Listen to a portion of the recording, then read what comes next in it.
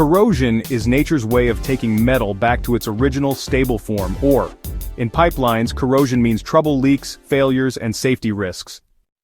It happens when metal reacts with its environment, usually oxygen, water, or salts. These reactions pull electrons from the metal, and what's left behind? Oxides, rust, decay. Every metal has a natural tendency to give up electrons. We measure this using the electrochemical series, based on the standard hydrogen electrode, or She. When testing in the field, we often use a copper-copper sulfate reference electrode. Why? It's stable, reliable, and portable.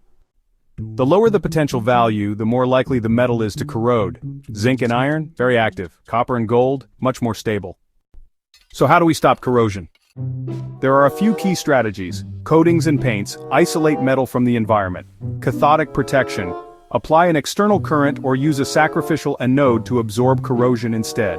Material selection. Choose alloys that naturally resist corrosion. Inhibitors, chemicals added to slow corrosion in water or gas. Monitoring and maintenance, because early detection equals damage prevention.